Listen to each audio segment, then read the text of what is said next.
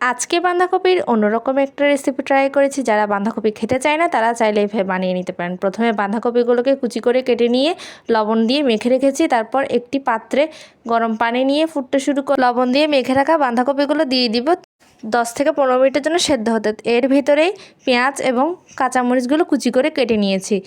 বাঁধাকপিগুলো সেদ্ধ হয়ে গেলে ঠান্ডা জল দিয়ে ধুয়ে নিব। তারপর একটি কড়াইয়ে সামান্য একটু তেল দিয়ে দিব এবং পেঁয়াজ কুচিগুলো দিয়ে দিব। পেঁয়াজ কুচিগুলো দিয়ে কিছুক্ষণ ভেজে নিব। তারপর কাঁচামরিচগুলো দিয়ে কিছুক্ষণ নেড়ে নিব। পেঁয়াজগুলো নরম হয়ে গেলে ওখানে মশলা দিয়ে দিব, হলুদের গুঁড়ি, মরিচের গুঁড়ি, জিরার গুঁড়ি এবং পরিমাণ মতো লবণ। তারপর ওগুলোকে কিছুক্ষণ কষিয়ে নিব। কিছুক্ষণ কষিয়ে নেওয়ার পর ওখানে সামান্য একটু সয়া সস এবং রসুন কুচি অ্যাড করে দিব। তার 2টি ডিম দিয়ে দিব। ডিমগুলো দিয়ে কিছুক্ষণ ভেজে নিব।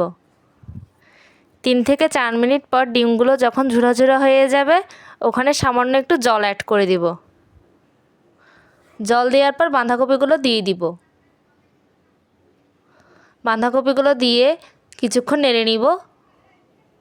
তারপর থেকে 15 মিনিট পর সেদ্ধ হয়ে ভাজা হয়ে গেলে গরম মশলা দিয়ে নামিয়ে নিব। ধন্যবাদ।